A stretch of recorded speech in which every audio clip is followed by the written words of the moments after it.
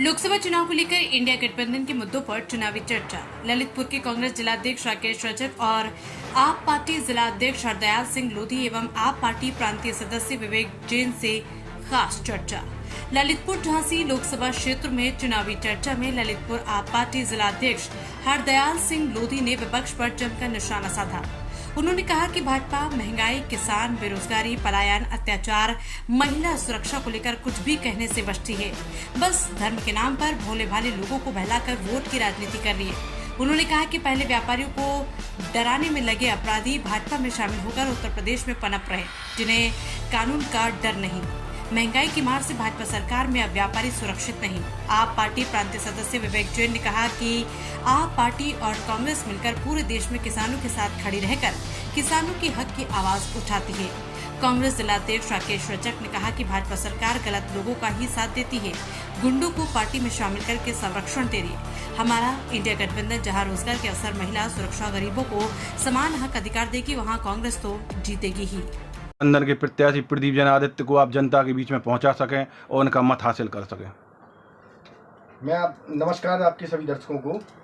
मैं बता दूं कि मेरा नाम विवेक जैन है। मैं आम आदमी पार्टी बुंदेलखंड प्रांत का अध्यक्ष हूं और राजनीतिक जीवन मेरा भी ज़्यादा लंबा नहीं है, लेकिन राजनीति के जो भी मैंने कुछ सीखा है हमारे चाचा श्री मुरारी लाल जैन जी के द्वारा हमने सीखा है और उन्हीं के सिद्धांतों को हम आगे बढ़ाने का कार्य कर रहे हैं। हमने 2015 में एक बीडीसी का चुनाव लड़ा था, उसको मैं जीता और उसके बाद मेरी राजनीति की शुरुआत हुई। फिर मैंने अभी इससे पहले जिला पंचायत का चुनाव भी लड़ा था और जिसको मैं हार गया था। लेकिन हर लड़ाई जीतने के लिए नहीं लड़ी जाती, कुछ लड़ाई इसलिए भी लड़ी जाती है कि जनता को लगे कि कोई है जो लड़ रहा है। तो आज वर्तमान लोकसभा चुनाव भी आज यही लड़ाई है। आज आप जिस प्रकार से देख रहे हैं कि देश में एक तानाशाही सरकार चल रही है और लोकतंत्र को जो कुचलने का कार्य कर रही है, तो आज जो लड़ाई है वो किसी दल की लड़ाई नहीं है, किसी व्यक्ति की लड़ाई नहीं है। आज जो लड़ाई है वो संविधान को और लोकतंत्र को बचाने की लड़ाई है। पिछले कई वर्षों से आप हरदयाल बाबू जी के साथ आप पार्टी में कार्य कर रहे हैं। आदिवासी क्षेत्रों में भी जाते हैं, शहरिया क्षेत्रों में भी जाते हैं, महिलाओं की समस्याओं को उठाते हैं। सरकार की जो योजना है वहाँ तक नहीं पहुँचती हैं। आप यहाँ जिला स्तर पर ललितपुर में, झांसी पर, दिल्ली में जाकर भी आप अपनी बात रखते हैं।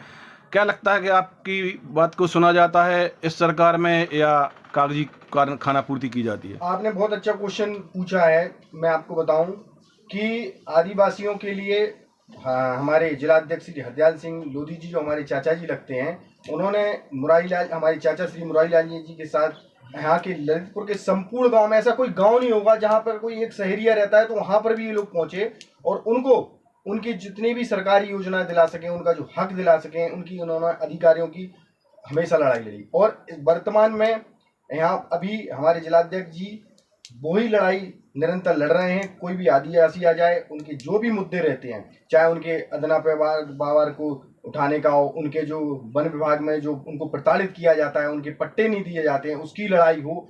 और हम आपको बता दें अभी महोली के कम से कम 100 पट्टों की लड़ाई हमारे जिलाध्यक्ष जी लड़ रहे हैं। और हम आपको बताते हैं कि अगर हमारे लोकसभा चुनाव में अगर हमारे प्रत्याशी जीते हैं तो ये बात हम संसद तक हमारे प्रत्याशी के द्वारा उठवाएंगे और इसका आश्वासन हमारे जो कांग्रेस के जिलाध्यक्ष हैं उन्होंने भी हमको दिया है। आप युवा हैं, आपको लगता है कि वर्तमान समय में और वर्तमान सरकार में शिक्षा का बाजारीकरण और व्यापारीकरण हो चुका है, जिससे केवल डिग्रियां बच्चों को बेची जा रही हैं और उन्हें रोजगार नहीं दिए जा रहे हैं। इसको लेकर आपकी पार्टी का और कांग्रेस पार्टी का और सपा का क्या स्टैंड है इंडिया गठबंधन का आपके प्रत्याशी के साथ? मैं आपको एक सबसे बड़ी बात बता दूं कि एक व्यक्ति जो 73 साल का हो जाता है वो अभी भी फिर से प्रधानमंत्री बनने की चाह रख रहा है और एक 24 साल का व्यक्ति को अग्निवीर के बाद उसको रिटायरमेंट हो जाता है।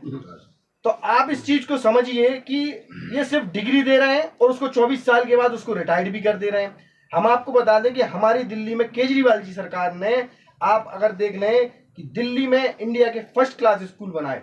जब ट्रंप की पत्नी, अमेरिका के पूर्व राष्ट्रपति की पत्नी जब इंडिया आती है तो वो कहती है हमें दिल्ली के स्कूल देखना है, और वो दिल्ली के स्कूल देखने के लिए जाती है। जो वहाँ की हैप्पीनेस क्लासेस जो दिल्ली में लगाई जाती है, वो बोलती है कि हम इसको अमेरिका में चलवाएंगे।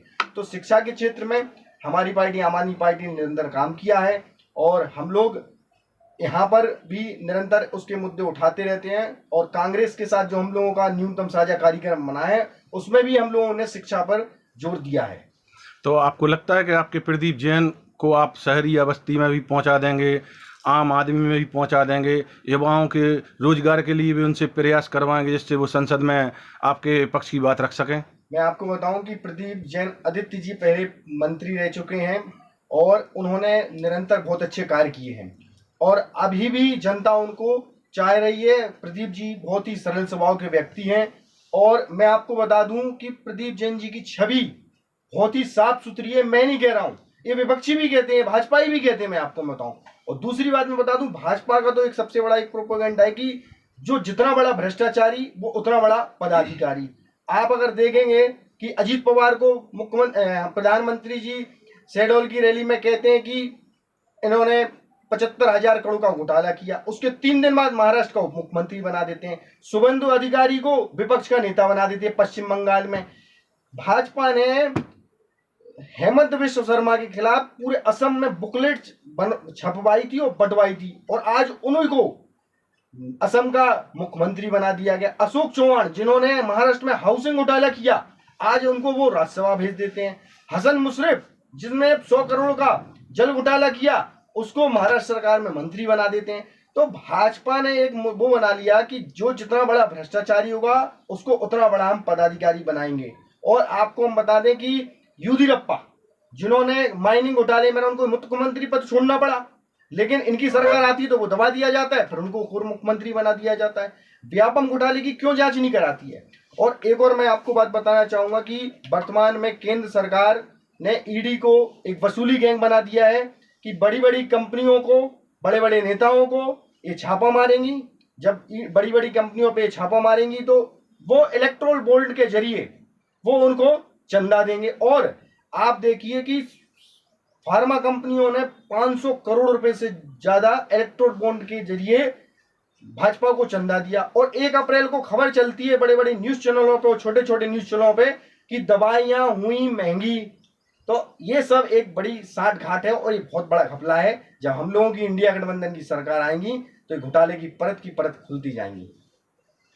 ऐसी गठबंधन के श्री प्रदीप जैन आदित्य जी हैं, उनके आप पार्टी के जिला अध्यक्ष श्री हरदयाल सिंह बाबू जी हैं और कांग्रेस पार्टी के जिला अध्यक्ष राकेश रजक जी हैं और विवेक जैन जी हैं जो प्रांतीय सदस्य हैं आप पार्टी के।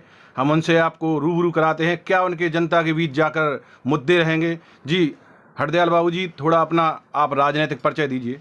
मैं हरदयाल सिंह लोधी, एडवोकेट, जिला अध्यक्ष आम आदमी पार्टी ललितपुर। मेरी शिक्षा बीकॉम LLB है। मैं एक किसान का बेटा हूं और राजघाट बांध के डूब क्षेत्र में मेरा गांव था जो पूर्ण रूप से डूब चुका है। अब मैं ललितपुर में निवास करता हूं। मेरा राजनीतिक परिचय सन 1984 से मुरारीलाल जैन के साथ लोकदल में आया था। लोकदल के बाद फिर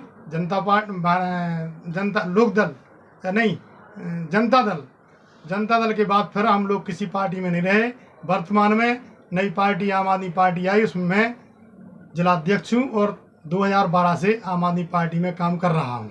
बाबूजी, जैसा कि हम पिछले कई सालों से देख रहे हैं कि आप गरीबों की, शहरियाओं की, मजदूरों की, उत्पीड़ित महिलाओं की आवाज़ उठा रहे हैं। क्या आपने अनुभव किया उन तक, क्या इन जनप्रतिनिधियों की आवाज़ वहाँ तक नहीं पहुँचती है? उनकी योजनाएं शासन की उन तक नहीं पहुँचती? मैं आपको बताऊं कि मात्र जो हमारे जनप्रतिनिधि हैं वो मात्र खाना पूर्ति करते हैं और मीटिंगें बुला के, जैसे गांव की आशाएं हैं, आंगनवाड़ी हैं, शिक्षा मित्र हैं, इन लोगों को टॉर्चर करके बुलाते। आम जनता तक ना तो ये जाते हैं, ना किसी गरीब की मदद करते हैं, ना सरकार द्वारा जो योजनाएं गरीब की बनाई गई हैं, उनकी सुविधा के लिए जो योजनाएं चलाई जा रही हैं, उन योजनाओं का लाभ बिल्कुल नहीं मिल पा रहा है। ये समझ लो कि जो राजीव गांधी ने कहा था कि पंचायत का जो पैसा है यहाँ से 100 रुपये जाते हैं और गाँव में 1 रुपया पहुँचता है, इसी प्रकार से वर्तमान की सरकार में भी यही व्यवस्था है कि जो भी सरकार का पैसा आता है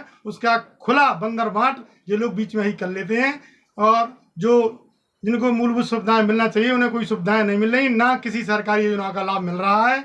मैं ललितपुर जिले के जितने भी आदिवासी गांव हैं, पूरे आदिवासी गांव में मैं जा चुका हूं, उन्हें मूलभूत सुविधाओं की कोई सुविधा नहीं मिल रही है। अगर गांव में कोई कंक्रीट या कोई तो बड़े लोगों के दरवाजे, प्रधान लोग या विधायक निधि का या सांसद निधि का जो पैसा जाता है विकास कार्यों का, बड़े लोगों के दरवाजे पर डाल दिया है। गरीब लोगों की अभी जहाँ की तहाँ समस्या बनी हुई है, उनके दरवाजे पे ना तो अभी सीसी रोड डला है, ना पीने के लिए पानी का हैंडपंप लगा है। मात्र सिर्फ कागजों में खाना पूर्ति करके जो जनता पार्टी, भारतीय जनता पार्टी के चाहते हैं, उन्हीं के दरवाजे पे ये काम कराया जाता है, जबकि काम करने वाले वही गरीब व्यक्ति हैं। अगर वो काम नहीं करें तो बड़े लोगों के यहाँ सीसी रोड या ठेकेदारों को पैसा नहीं मिल सकता है। तो आप क्या ये कहना चाहते हैं कि जो अभी वर्तमान में भाजपा राजनीति कर रही है, वो धर्म की आड़ में मुख्य मुद्दे हैं, जो भ्रष्टाचार, महंगाई या गरीब जनता तक योजना पहुंचाना, इसमें असफल है? वर्तमान की सरकार जो है, जे धर्म के नाम पर जैसे किसी को अफीम खिला दी जाती है, ऐसे ही धर्म नाम की अफीम खिला रहे हैं जे, और ना बेरोजगारी की बात कर रहे हैं, ना किसी काम विकासी का बात कर रहे हैं। अभी जो नल जल योजना चल रही है, गांव में जो पहले सीसी रोड डले थे, सारे सीसी रोड खोद डाले हैं, बच्चे स्कूल नहीं जा पा रहे हैं, बड़ी समस्या पैदा हो रही है। लेकिन पानी अभी तक नहीं मिल पा रहा है। मात्र कागजी उसमें उन्होंने दिखा दिया कि 80% जल नल योजना हो गया है, और बड़े बड़े फीता काट आते हैं वर्तमान के सरकार के प्रतिनिधि, लेकिन मौके पे कोई काम है नहीं है। अब हम बात करेंगे हमारे जिलाध्यक्ष ललितपुर के कांग्रेस पार्टी के श्री राकेश रजक जी, जो एडवोकेट जी भी हैं और गदियाना के निवासी हैं। अभी ही इन्होंने कांग्रेस पार्टी में जिलाध्यक्ष पद की ज्वाइनिंग की है। जी भाई साहब, अपना राजनीतिक परिचय दीजिए।